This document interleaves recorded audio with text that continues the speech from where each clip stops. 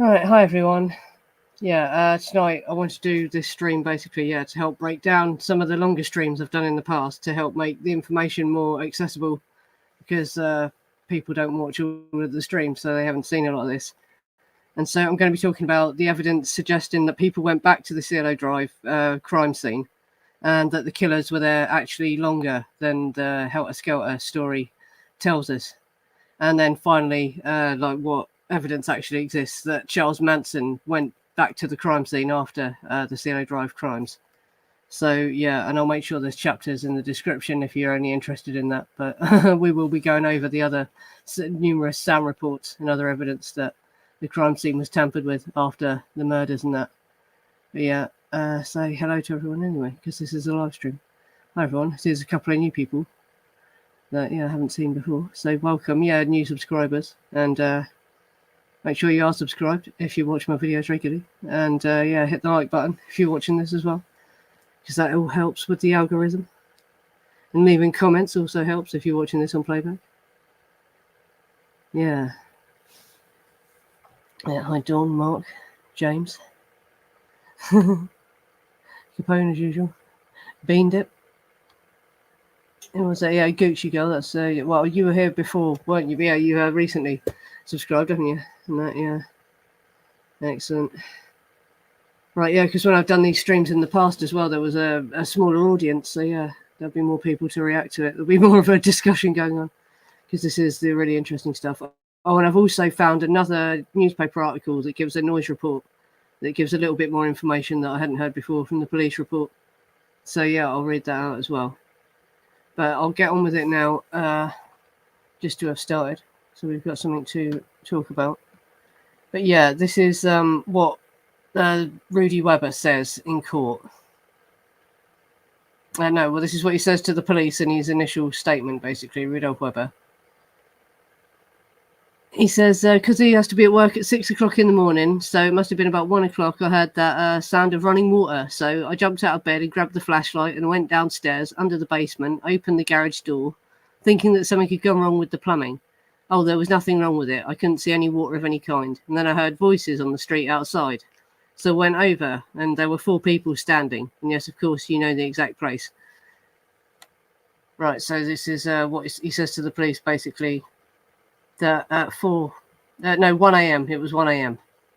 when he saw them at his house, and then in court he says it again, basically several times. He says usually retires around 9 o'clock in the evening. He went to bed around 9 with his wife, and it was about 1 o'clock in the morning, Saturday morning of August the 9th. And again he says that it's 1 a.m. when he heard them outside his house. This is the guy who they hosed off outside his house, basically. And he's saying that at 1 a.m. they were there.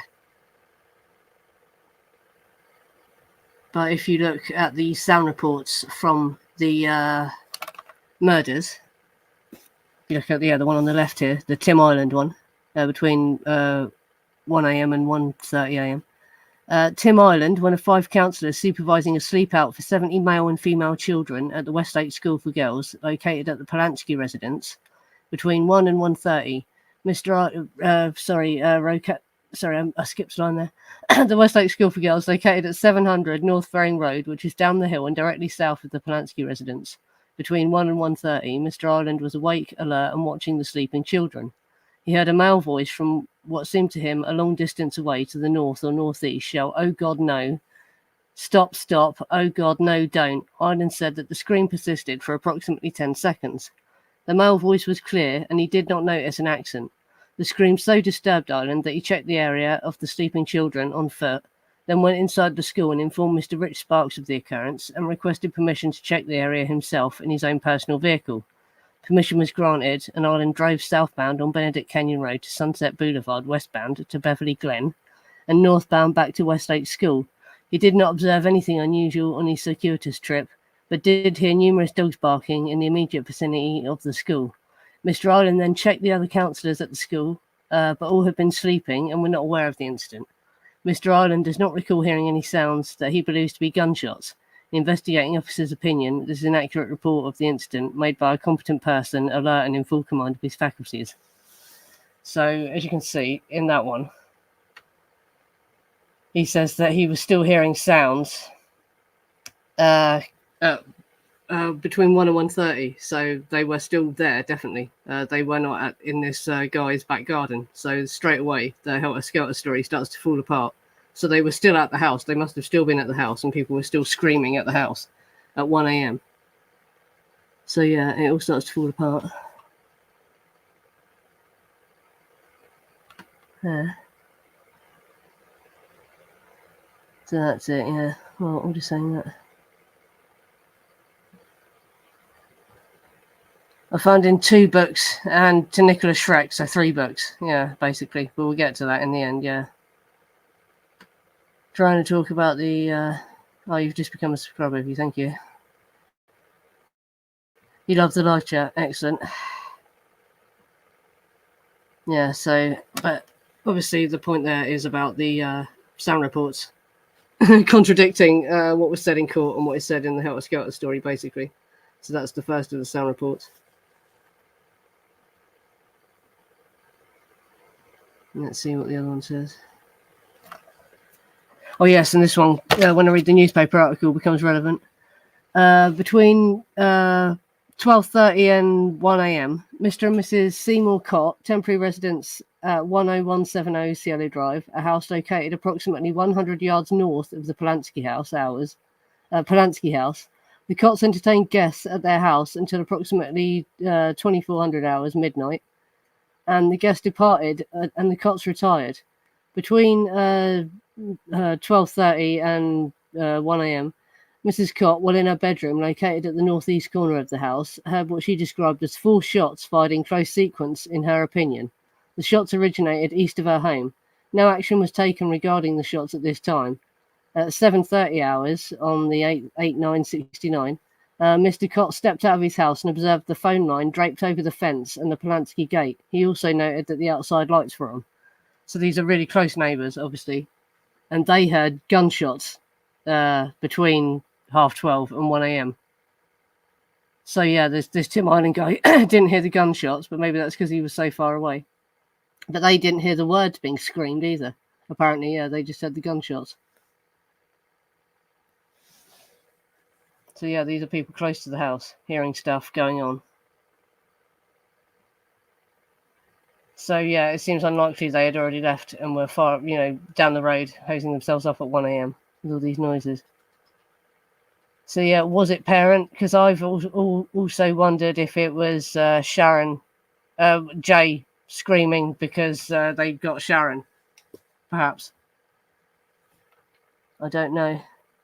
Yeah, I'm going to get to that one. The dog responded to shots again at 2:30 a.m. So those people heard shots, that was between 12:30 and 1, they said, wasn't it? And the guy with the dogs is... Yeah, I think he's this Mr. Emmett Steele. 9951 Beverly Grove Drive. Mr. Steele maintains 2 trained hunting dogs at his residence. These dogs do not generally respond to ordinary traffic or house noises in the vicinity, but became highly excited and bark and howl when they hear gunshots. On 8/9/69, between 2 and 3 a.m., both dogs became highly excited, barking and howling. Mr. Steele went out and calmed the dogs, checked the area, but could see nothing. Mr. Steele did not hear any gunshots himself, but was concerned about a lavender Volkswagen type June buggy, XSP 193, and a black foreign type motorcycle, possibly a Triumph, that have been seen and reported driving about the area for the past 6 weeks in the late night and early morning hours. These 2 vehicles have not been connected with the incident at this time. Yeah, so hunting dog guy is also the one that saw the lavender June buggy, which is Mama Cass's, but not on the night of the murders, he says. But yeah, he was concerned about the... Yeah, was it Jay Sebring screaming? Jay screaming on the porch. Yeah.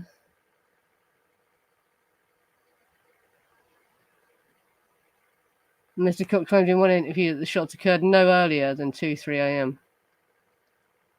So yeah, because these dogs didn't react until the 2:30 a.m. ones, but there's people who claim they heard shots earlier than that as well, aren't there?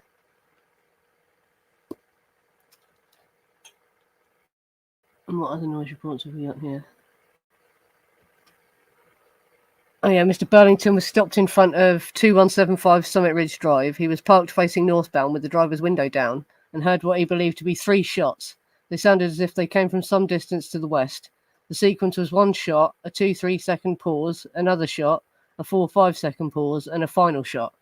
Mr. Burlington contacted Bel Air Patrol by radio. Mr. Carlson, 13, states the time was 04:11 and reported this. Right, so 11 minutes past 4 was when it got reported. And at 4 a.m. So there was more shots being fired at 4 a.m. So bloody hell, what was going on up there? Right, Mr. Carlson was on duty 8/9/69. At 4:11 was contacted by radio patrolman Bullington of Bel Air Patrol, who had stopped at 2175 Summit Ridge. Officer Bullington reported to Carlton he had heard 3 shots. Oh, sorry, that's the same one. Basically the same one. Oh, no, wait a second. Yes, after Bullington reported to Carlton he had heard these 3 shots several seconds apart, Carlton called West Los Angeles desk at 4:12 and reported this to an unknown officer, who stated, "I hope we don't have a murder. We've just had a woman screaming call in that area." So there was a woman screaming call. This is 2 security officers talking to each other, and the police told them, yeah, the woman was screaming at 4 a.m. So that's the woman screaming report, basically. I hope we don't have a murder. We just had a woman screaming call in that area, yeah. Yeah. Yeah, the 4 a.m. fight between Reeve Whitson and Karate Dave, maybe. Yes, that's it. So there's more gunshots heard at 4 a.m. It's crazy, the amount.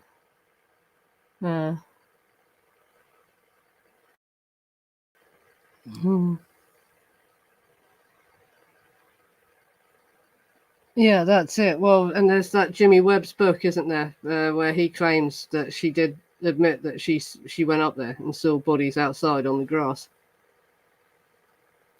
And that's, yeah, one of the most watched videos on my channel, actually, is about that. Yeah, whether people believe it or not. A lot of people, yeah, are still cynical about it, basically, yeah.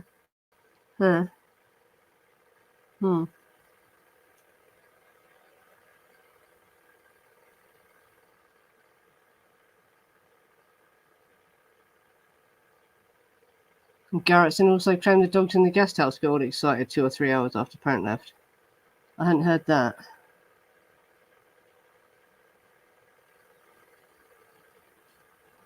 Yes, that's the thing as well. Apparently, the Manson family's gun, the grip on it broke on Frykowski's head, and it stopped working. So this was other people later firing guns. This wasn't the Manson family entirely firing guns. So who else was shooting up there at 4 a.m. and why? And what happened to those bodies?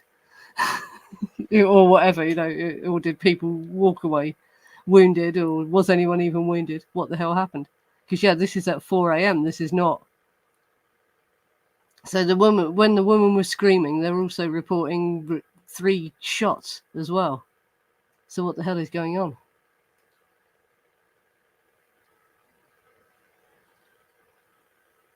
Yes, and this is more sounds at 4 a.m. Yes, this is the guy, Carlos Gill, 9955 Beverly Grove Drive. Carlos is a Mexican national, 14 years of age. He had been asleep and awoke at 2300 hours and began writing letters in his room. From his bedroom, located on the opposite side of Benedict Canyon, it is possible to look directly across the canyon at approximately the same elevation and view from the Polanski residence. The distance is estimated as approximately quarter to half a mile. At approximately 4 a.m., he heard the sound of voices arguing. He believed it was 3 or 4 persons. The arguments increased in volume and became more heated. It lasted approximately 1 minute and then subsided abruptly. He indicated that, in his opinion, the sounds originated from the direction of the Polanski residence. At the time of the occurrence, he stood by the window in his lighted room and looked in the direction, but could see nothing. He said that the severity of the argument so frightened him that he went immediately to bed after closing the window. Right. So, yeah, he heard what? So, at the same time, a woman's screaming, another person's hearing multiple people arguing, and other people are hearing gunshots. So it doesn't sound like it was just Cass Elliot up there, does it, seeing the bodies? There was other people there. And who the hell is shooting at 4 a.m. still? That's the other thing. Yeah, it could be. It could be Frykowski screaming as he's being beaten and stabbed on the lawn. Because, yeah, that looks like where he ended, doesn't it, basically? But they said they couldn't recall an accent. They couldn't hear an accent, but how Polish would it sound if someone's just screaming, God, no, oh, no. I don't think that sounds that different, does it, in any language?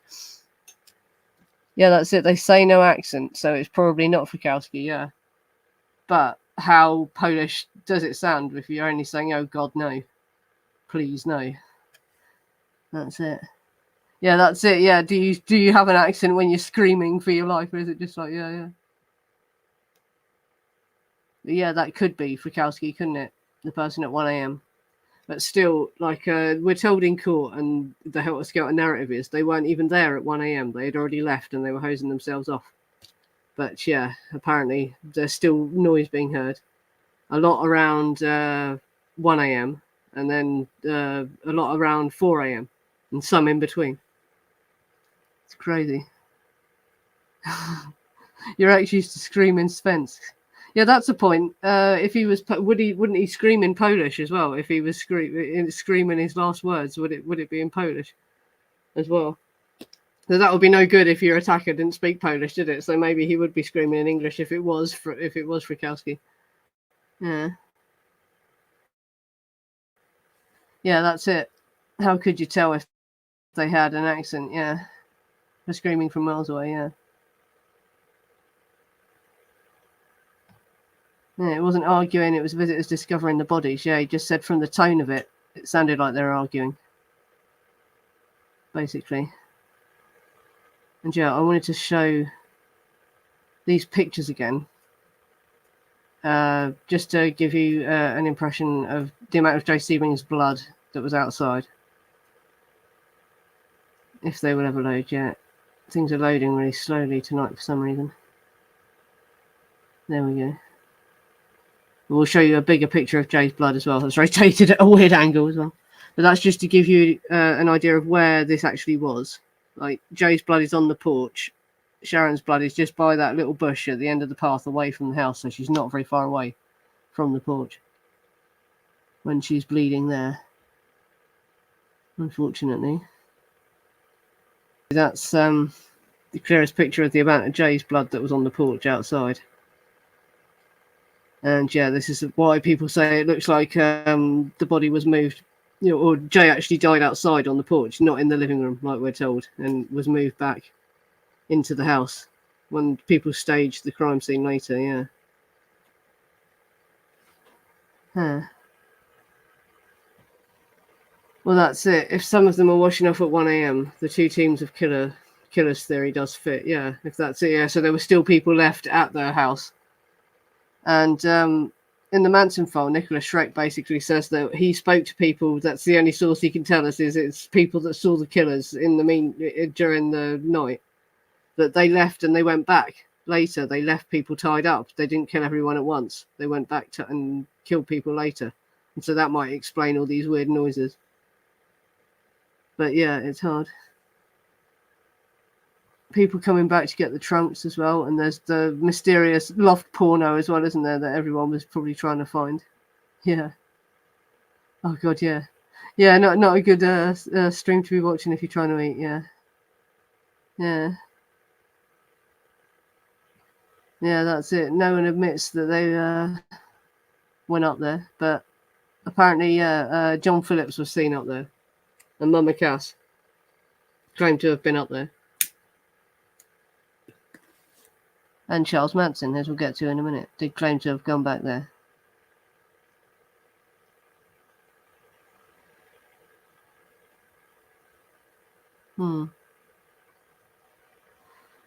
Yeah, well, all the Hollywood and the hippies and all that, yeah, people who were scared there was evidence of their involvement with drugs or pornography or whatever, because at this time all pornography was illegal, wasn't it? Any film of people having sex basically was illegal, so it was, and it would ruin your career if these things got out. Back in those days, it's not like it was today, where it's used as a publicity stunt if a sex tape gets leaked. Back then, it ruined a woman's career if this sort of thing came out, you know. Yeah. Yeah, well, Jay Sebring, if you look at the pictures of his body, his face looks pretty swollen as well, which suggests he was beaten before he died as well. So he was also, I don't know, I'm not a forensic expert, but someone could have stamped on his face. Maybe it looks like, it looks like kicked in the face rather than punched. Very brutal injuries to his face as well. So yeah, and you can see that bush next to the porch is broken as well, as if he was, thrown into that bush at some point, or part of his body was laid in that bush. Oh, what? You're on mushrooms as well. Bloody hell. Yeah, this is probably not a good one to watch for that. Yeah. Yeah, that's it. It's very, very obvious. Someone bled right there, isn't it? Yeah. Yeah.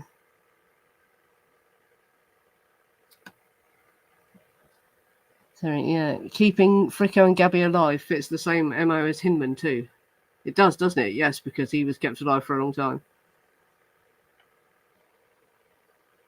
And again, did they really plan to kill everyone as well? A lot of people, I don't think that they actually went up there planning to kill everyone. I think something went wrong, and they ended up having to kill everyone in the end because they were witnesses or whatever,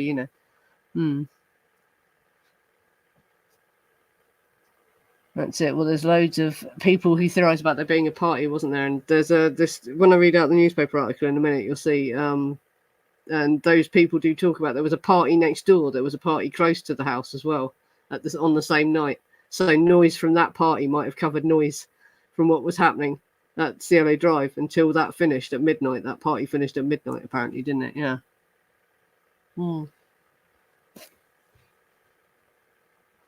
Yeah. Yeah, it does look like it, doesn't it? And he was moved inside, basically, because if you look at his body when it's in the living room where it was found, there isn't a lot of blood around him compared to the amount of blood that is around Sharon, which suggests that she did actually bleed out finally in there, though she obviously was stabbed elsewhere because her blood is elsewhere. She actually, I think, bled out in the living room, but yeah. This is it. Well, Linda is supposed to have carried the knives and given new knives out, isn't she? In some accounts that we hear. But we'll never know for sure, will we? All the people took it to their graves, didn't they? All are never going to change their stories now because they're hoping to get parole. They went up there to rob them of as much LSD as they could get, likely interrogating the victims for information about who their LSD supplier was. Maybe stuff like that. See, I think that they went up there possibly to do what's known as a distraction robbery, which is where, they all sit in the lounge and they keep everyone occupied and they get everyone's attention by doing something, like singing or acting or whatever. And one of them says, I need to go to the bathroom, and goes off and goes through the house and tries to find where the drugs are stashed and steals the drugs, basically. But I think something went wrong. Either someone caught them trying to steal the drugs, or something else, some kind of other argument broke out and it turned into a fight and got very, very vicious, obviously. Yeah. Yeah, that's it. She took a lot to her grave. Linda Sabin did take a lot to her grave. I can't believe that she never talked to anyone about it, but the people that she talked to are likely to have been like unstable drug addicts that died, so maybe there is no one alive who she ever confessed it all to or anything. It's crazy, isn't it? Yeah, that's it. It's another thing, yeah. if there was a party, I hope they brought their own glasses because they only had 6, yeah. Did they drink all out of bottles? Straight out the bottle when they had these Hollywood parties up there.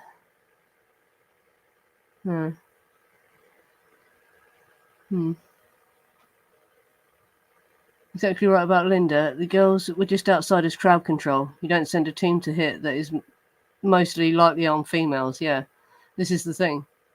If he was intending for them to kill everyone, why would they only send young, small women? It doesn't make sense, does it? Yeah, that's what I think possibly was happening. I mean, we'll never know for sure, will we? But that is possibly what they were doing. Yeah, they were trying to distract them in the living room, and possibly maybe they walked into the room where Sharon was sleeping and she woke up or whatever. We don't know, do we? Anything could happen. Yeah. That's it. There's a fingerprint, but that's in the doorway, and that could have come from when Krenwinkel chased Folger through the house and out round the pool. As she was running through the doorway, it could have come then, couldn't it? But yeah, I don't think they've released whose fingerprints they really found fully as well. I think there's a lot they haven't released, because finding all these magazine articles and newspaper articles has made me realise we've only been shown the police report stuff that was pretty much already leaked to the press anyway. So there's a lot they're holding back from us still. Who knows whose fingerprints they really found and where? Yeah. Yeah, that's it. I can't believe, because she did meth as well. She was a meth head. They get psychosis. They stay up for weeks and fucking lose it. And I can't believe that she wouldn't sit there or use it as a threat. Like, oh, if you fuck me over, I'll kill you and I'll get away with it like I did, back then sort of thing.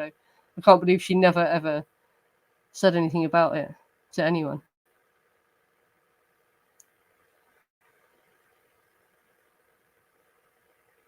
Yeah, that's it. Only 6 glasses at this party where there was, all the fancy Hollywood parties. Mind you, you can rent glasses, can't you, for parties? Because surely you could do that in Hollywood in the 60s. Maybe, they got caterers when there was a party and they bought their own glasses.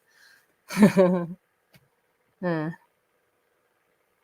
That's it. Yeah, they would cover that up. If there had been Linda's fingerprints inside, we would never have been told, would we? Yeah, they've covered that up.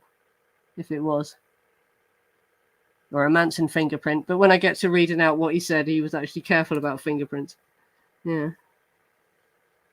Yeah, that's it. Bribe her kids to find out if they've ever, she ever told them anything. Yeah. Yeah. Oh, God. A guy's a meth head and a flat earther. Hi there, Ryan.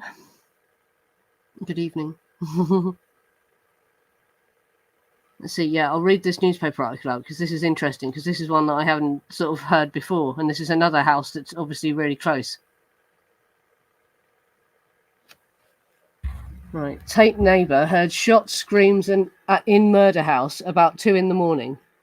The slaughter of actress Sharon Tate and 4 others at her secluded Benedict Kenyon home took place at 2 or 2:30, no earlier.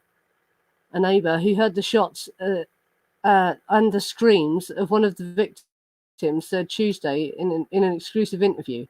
The neighbour from whose home you can overhear normal conversations. Oh, sorry, I'm still on the screen, aren't I? I didn't realise. Yeah. The neighbour from whose home you can overhear normal conversations on the grounds of the murder house asked for an anonymity because of possible problems. Miss Tate, wife of movie director Roman Polanski and one of the stars in Valley of the Dolls, was slain along with 3 of her jet-set friends: coffee heiress Abigail Folger, Hollywood hairstylist Jay Sebring, Polish would-be filmmaker Wojciech Frykowski, and 18-year-old Stephen Parent of Almonte, who had been visiting the caretaker of the estate, William Garretson. On the night of the murders, August 8th, 9th, there were 2 parties going on in the exclusive section of Cielo Drive, the neighbour recalled. One was at the home next door to the murder house, where a foursome similar to the ill-fated gathering had been invited. I stayed up late that night, the ear-witness said. I was in bed reading and had snapped off the light and just dozed off. Something woke me almost immediately. I reached over and had just turned the light on when I heard a loud shot, a woman's scream, and then another shot. The second shot, he said, seemed more muffled than the first. The first seemed louder. At first I thought I was dreaming, but then I heard other noises, so I figured the party was still going on. I paid no attention. What the noises were didn't register. I know all I thought was that the party was still on. There was a lot of screaming and yelling in this neighbourhood on the weekends, he says. You get sort of used to it. It's like living near a freeway. Pretty soon you don't hear the cars driving by. What woke him up, he doesn't know, but he stayed awake long enough after the shots and screams to hear cars driving down the road.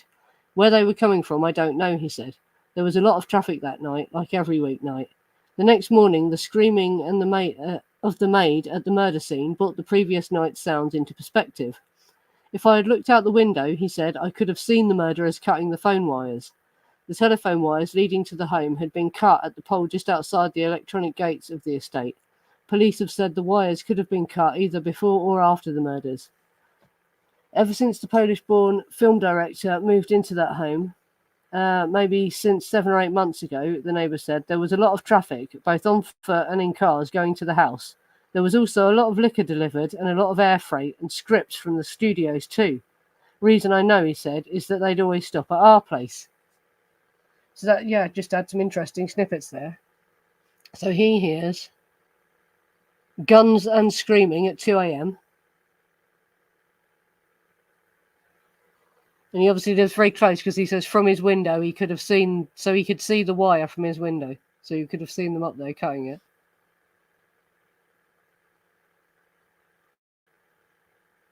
Yeah, and the deliveries, yeah, a lot of liquor delivered and all the air freight, lots of air freight. So yeah, what's that? More drug shipments. But also, you know, that just their stuff because she did travel a lot, didn't she, Sharon and Roman? Both travelled abroad.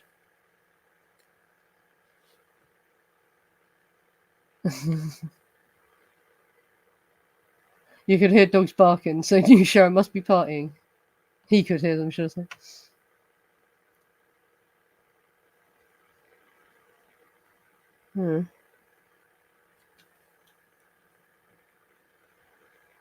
Yeah, that's it. I think that Bugs got him to lie because it's strange that they actually got Weber. That Bugliosi was able to speak to Weber before the police even interviewed him. If you read Helter Skelter, he says in the book that he spoke to Weber before the police even interviewed him.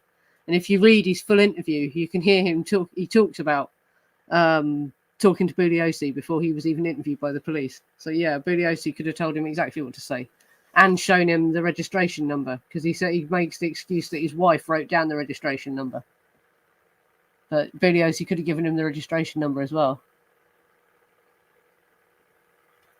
Yeah. Linda probably did talk, but was just brushed off as an addict with a story she made up. Anything brought up by someone hearing about it was probably hidden. If she was the star witness they'd protect. Yeah, and she did change her name as well, didn't she? And probably tried to distance herself from it. She wouldn't have wanted people to know who she was. Yeah. Yeah, that's it. Bug got to him first. That's the bad thing. Yeah, air freight could also be antiques as well, couldn't it? All sorts of stuff. Furniture. Yeah, that's it. And the cut wires were at Sebring's house a couple of nights before, weren't they? Supposedly.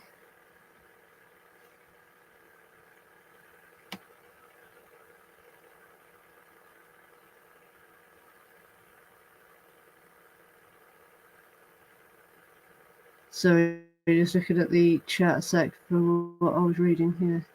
Yeah, no earlier. Sammy said to me, do you mean this guy? He was the one that said it happened no earlier. Yeah, because that was when he heard the shots.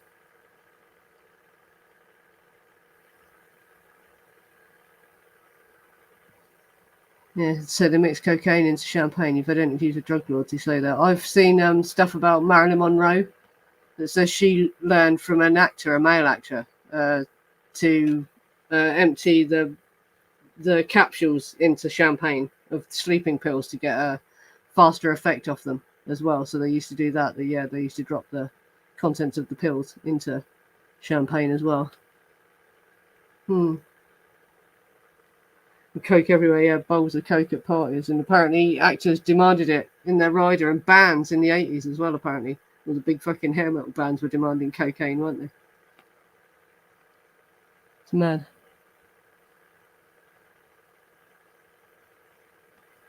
Right. Come up on screen for a second, and then the next thing I'll read out is the 2 bits in books where he says that I was able to get at short notice, yeah, because I couldn't find the bit in the Manson file. Nicholas didn't have time to tell me where it was in the book for me to show you what exactly it says in the Manson file. But I can tell you what he said to me when I was at the event in London and I asked him a question about this. We'll get to that in a minute. Oh, just have a break from reading shit out for a minute and talk to everyone for a while. Yeah, I'll be sure to check out the social media for the site if you are interested. The Facebook group's the most active thing, but I've recently started the subreddit. So yeah, join that if you're on Reddit. No, Coke was not legal. No, it wasn't. No, fucking hell. Acid was legal until the mid-60s, wasn't it? But it got made illegal, I think, in about 1966, didn't it? But yeah, no, Coke was never legal, I don't think, was it? Yeah. In the 20s, yeah, I'm not sure actually, yeah, because all the Dangerous Drugs Acts, I don't think, yeah, they didn't start too later, did they? So I don't know, yeah. 67 was acid made illegal, I'm not sure. It was 66 or 67, I think, wasn't it? Yeah, that they finally made acid illegal, yeah. Yeah. Yeah, the Charleston was named after, yeah, Charlie, not the place, yeah. Do Americans use Charlie as slang for cocaine as well? I don't know, yeah, but in the UK, Charlie is slang for cocaine. What else is it? Yeah, well, Coca-Cola. Coke, the drink Coke, literally used to have cocaine in it, didn't it? Yeah. So, yeah, it was obviously not illegal at one point. And it came in all cough medicines, didn't it? And that, you know, and tinctures for when you're ill. It'll make you feel great again. Obviously. For about 20 minutes. Yeah. Yeah, stories about the 1920s. Yeah, because you could just buy all these drugs just over in the pharmacy, couldn't you? Yeah, you could just go and fucking buy liquid cocaine and opium and morphine and shit. Yeah. Yeah. The time on parents' clock was 12:19. I can't remember. I'll have to verify that. If anyone can verify that whilst we're still live, verify it. I think so though, yeah, because that would be the time, yeah, because he plugged it in to demonstrate it to the guy, then unplugged it and it had stopped it, yeah. Cocaine use began to rise again in the 1960s, prompting Congress in 1970 to classify it as a Schedule II controlled substance, meaning it was potentially susceptible to abuse and could produce dependency, but had legitimate medicinal uses. Well, so not until 1970? No, it must have been illegal in the 60s, surely, as well, though. But they just made it, they classified it as in a higher classification, maybe, in 1970. Oh, God, there's so many to cover. The golden age of Hollywood scandals. So much, isn't there? But there's a lot of stuff that, you know, wasn't known until more recently as well, isn't there? Yeah, and there's lots of talk of, yeah, he didn't like speed. But also, I think people didn't differentiate between speed pills that you got from the doctor as well, because there's a lot of talk of them doing the pills. I don't think he thought of the pills as the same thing, but it was exactly the same thing. I think when he said he didn't like speed, he meant the speed that bikers were selling them or whatever, you know.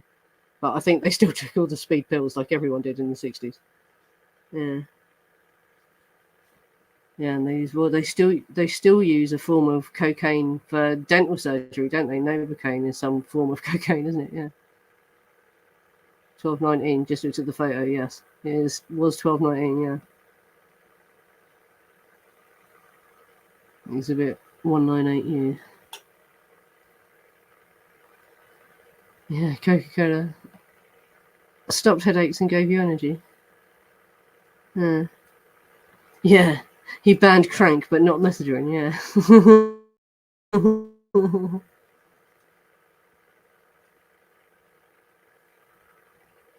Yes. Now we'll get on to talking about, did Charles Manson actually go there?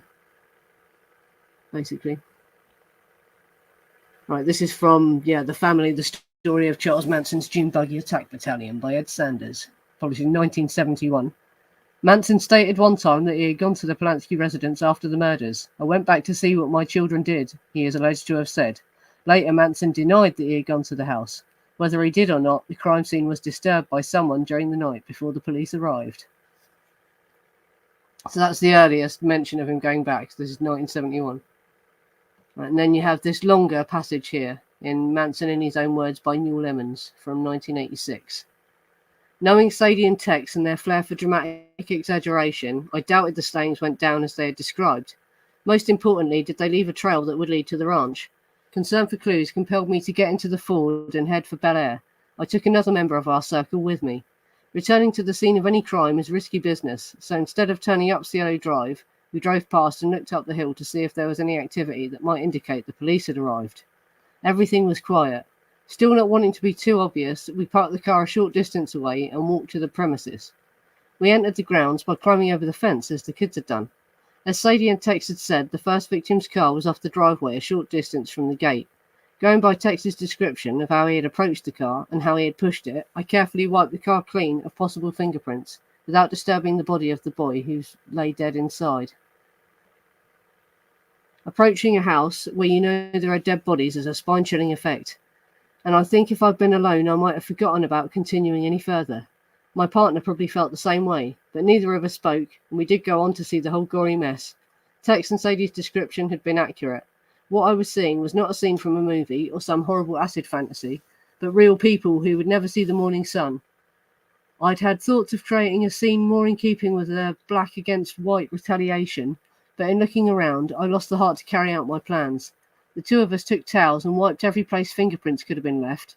Then I placed the towel I was using over the head of the man inside the room. My partner had an old pair of eyeglasses, which we often used as a magnifying glass or as a device to start a fire with when matches weren't available. We carefully wiped the glasses free of prints and dropped them on the floor, so that when discovered they would be a misleading clue for the police. Within an hour and 20 minutes after leaving Spahn, we were back. The sun was already bringing the light of day as I crawled into bed with Stephanie. Right, so yeah, it's interesting to see what he says there. He doesn't say anything about moving bodies, does he? Or seeing anything else. He says he thought about making plans, but he didn't actually do anything.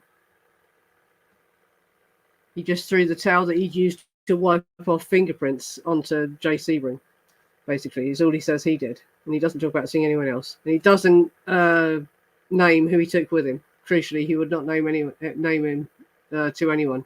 He wouldn't even tell Nicholas. Yeah. When Bill Scanlon and Murphy questioned CM about people going back to the house later at night, he strongly overreacts with, "Back to the house? What house?" He freaks out, yeah. Charlie knew damn well what house Murphy meant, the house they'd been discussing seconds earlier. Why so defensive? Yeah. He freaked out, yeah. Yeah.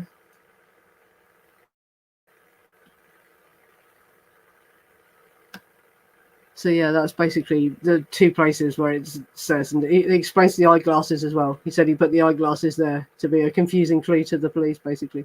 Yeah. Yes. Well, basically, that's the. Yeah. Well, so like you see, in 1971, he said to Ed Sanders, he went up there to see what his children had done, then denied it. So yeah, he said he had, then denied it, obviously. Probably thinking about, the not wanting to be charged with being up there. Because that's obviously another charge, isn't it? And makes him even more of an accessory. Yeah. There's loads and loads of stuff about the glasses in the newspapers and in the police report. Yeah, they went through to great lengths to try and find out who the glasses belonged to. Yeah, it turned out, that it was just a pair of glasses they used as a magnifying glass. Or to start fires. Yeah. Yeah. Oh, a lot of people will never believe he went back. Will they? Does everyone agree? Yeah. But I want to know who else went back, because it wasn't just Charlie. Lots of people had reason to go back there, not just Charlie. So yeah. Yeah. I think you probably would do, yeah. I think you would, because of just to do, like you said, damage limitation, to check if there was a trail. And he reckons he went up there and he wiped fingerprints. And yeah, people say, he wouldn't be stupid enough to do that. But what about Charles Manson makes you think he wasn't stupid? He did loads of stupid things. Look at the way he lived his life, He made sure he would never get released. He fucking played up to the crazy man, personality created for him by the media totally, didn't he? He was his own worst enemy. He didn't try to reform or anything like that. He played up to it right till, his dying days. Yeah.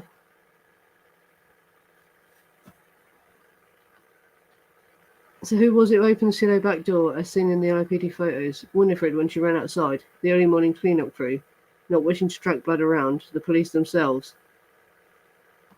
Yeah, because I think that they probably carried Jay Sebring's body round the house and through the back doors, so to not disturb the blood around the door. basically. So possibly that was why the back door was open. There was patio doors as well on the room, though, wasn't there? And Sharon's room, there was patio doors that lead out to the pool, which is where Krenwinkel chased Abigail, isn't it? Yeah. Yeah. Oh, you think they did now, do you? Yeah, 90%. Well, it's obvious someone went back because things were moved around, but lots of people would have had a motive to go back because there was a lot of stuff up there that was incriminating to people, like apparently film of people doing stuff they wouldn't want people seeing. Illegal stuff, because any porn was illegal, and this wasn't even like normal porn. A lot of it was quite dark, disturbing stuff by the sound of things. It was like weird. Yeah. And can you think about 75% sure? Yeah. Yeah. He was an experienced ex-con, but he wasn't that fucking smart, was he? He made a lot of mistakes. And yeah, didn't do a lot to fucking make himself look innocent, did he, later? And the way he got the girls to act in court didn't do anything to break the idea that he had them under his control, did it? You know, he was his own worst enemy. Yeah. Yeah. Oh, the door would have been shut when Winifred arrived, right? So she opened the door when she saw blood. Yeah. Yeah. Dark, disturbing porn, yeah.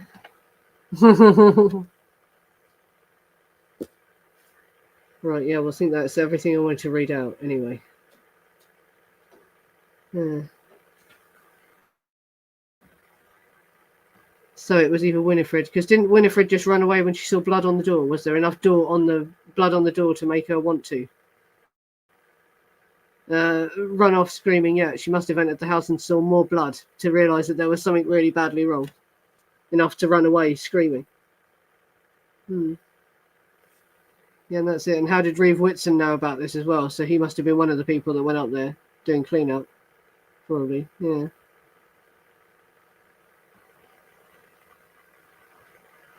Hmm.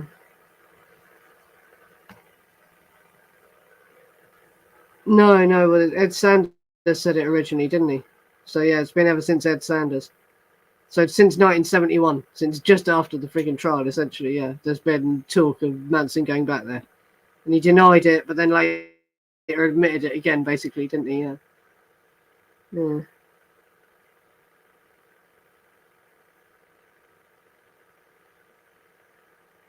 Yeah, he's alluded to it in other interviews as well. Like I say, he changed his, because at certain points he probably thought he could get another trial and get out, so he denied it because he didn't want to be incriminated for going up there. But later on, he changed his mind again and just wanted to tell the truth, basically. Yeah.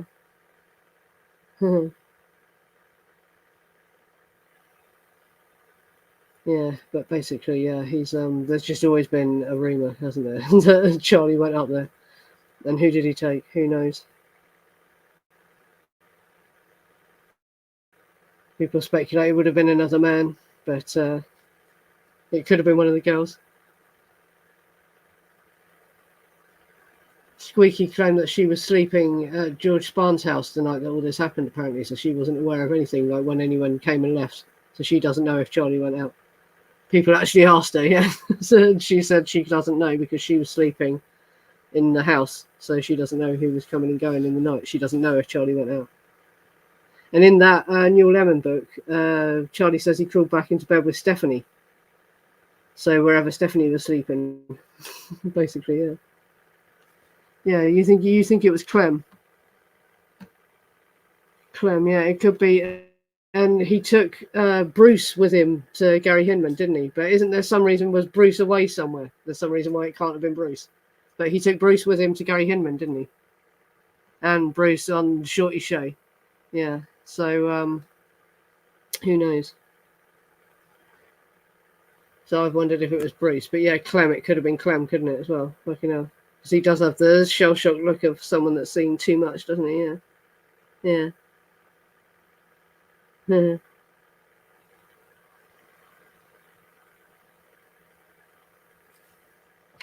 Look. Reeve Whitson caught them and shot at them. Who? The people that had gone back. Not the killers, presumably. So that could be what some of the gunshots were, Reeve Whitson. But where did you hear that? Yeah, because I've never seen a source saying that. We speculate, don't we, that it was Rudy Weber up there firing these guns at 4 a.m. But who fucking knows who it really was and why? That's it.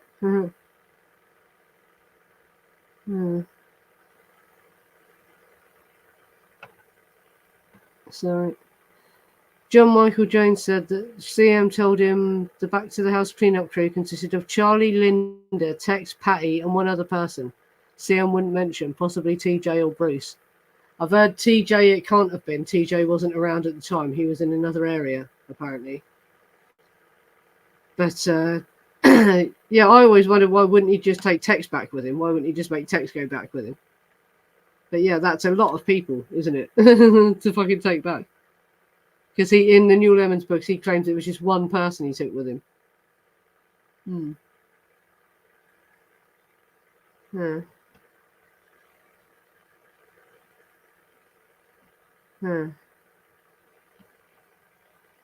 Yeah, well, Reeve must have been up there, yeah, because he called Hatami long before it was announced in the news, didn't he? Before anyone should have known, before the police had even knew what had happened. Reeve Whitson called someone saying, "Isn't it terrible what happened to Sharon?" So yeah, he must have been up there or known someone who had been up there, mustn't he? Yeah.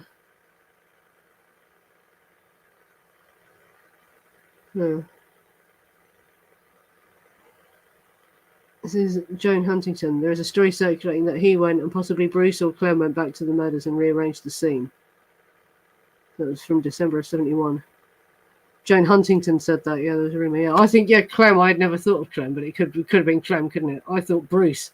If not TJ, then Bruce, maybe. But no, Clem is another reasonable one, isn't he? Yeah. That he could have taken. But that's it. But there's also, like, many other people from different, walks of life had reasons to go. Like Reeve Whitson, like, what was he really doing? What was he investigating? He was obviously watching something up there, wasn't he? And they were under investigation for lots of things, lots of reasons, weren't they? Probably up there. Drugs and Roman Polanski. Because they were paranoid about spies and all that at this time, weren't they? And all this sort of stuff. Yeah. Yeah, well, he was a private detective hired by the studio to watch Sharon. Or was it Roman? Was it Roman they were investigating? I think it was probably Roman that Reeve was investigating, not Sharon.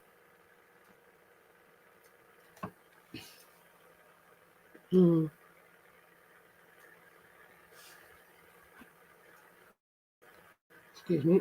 Sorry, it's getting dry. Yeah, I'll go to an after show in a minute. So we're going for an hour. And I got out most of what I wanted to get out. Yeah, and that's better than the original streams. It gets this information out there more easily. Because you have to watch the Drug Burn Theory one for quite a while before we even get to this. Yeah.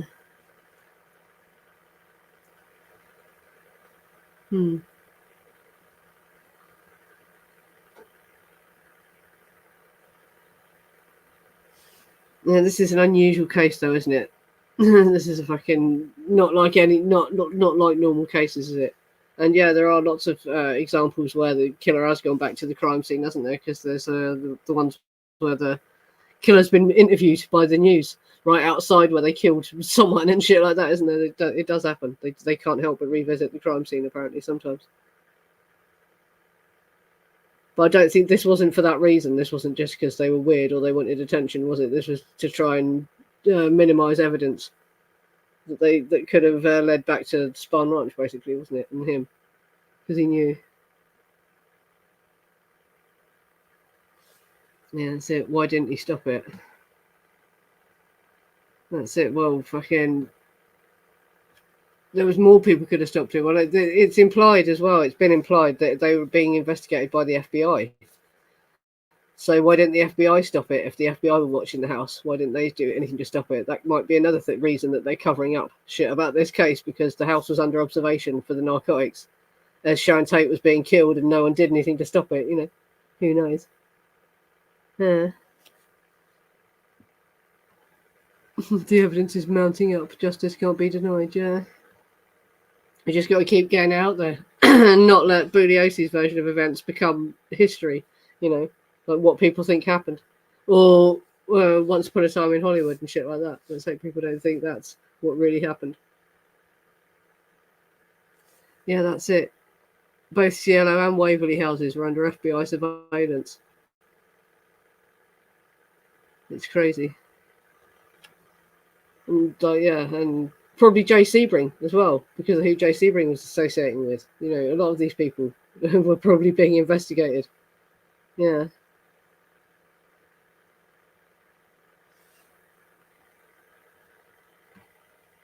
You think Reeve Whitson was hired by Bob Evans on behalf of Polanski to watch the house in Sharon? Where'd you get this from, though? That's the thing. Because his cousin was FBI, so he comes from a family of law enforcement people.